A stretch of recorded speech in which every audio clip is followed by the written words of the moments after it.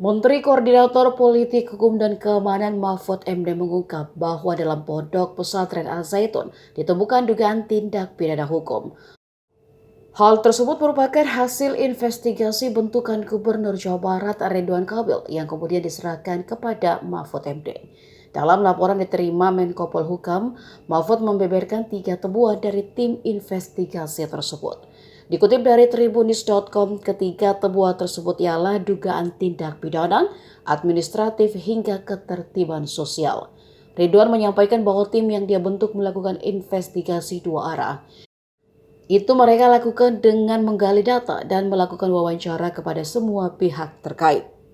3 langkah. Pertama, semua laporan baik yang masuk langsung ke Kemenko Polhukam maupun yang disimpulkan oleh timnya Kang Emil di Jawa Barat, ada dugaan kuat telah terjadinya 3 masalah. Pertama, terjadinya tindak pidana. Ya, ada beberapa hal tindak pidana. Laporan masuk ke Menko Polhukam dan kesimpulan-kesimpulan dari berbagai penelitian nanti akan, dan juga ada laporan resmi yang akan disampaikan ke Polri. Nah, Polri akan menangani tindak pidananya. Pasal-pasal apa? Pasal-pasal apa yang nanti akan menjadi dasar untuk melanjutkan proses pidana nanti akan diumumkan pada waktunya.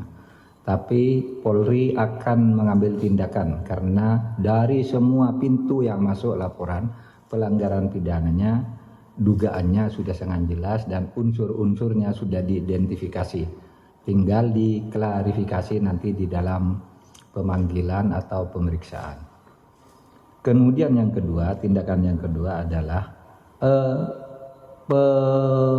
pemberian sanksi penataan administrasi kepada pondok pesantren, kepada YPI, Yayasan Pendidikan Islam, yang mempunyai kaki pesantren dan kaki lembaga pendidikan secara berjenjang sampai tingkat perguruan tinggi. Nah, ini akan dilakukan tindakan hukum administrasi. Kalau yang pertama tadi tindakan hukum pidana. Yang kedua ini tindakan hukum administrasi terhadap Yayasan Pendidikan Islam yang mengelola pesantren Al-Zaitun dan sekolah-sekolah madrasah yang dikelola oleh Kementerian Agama.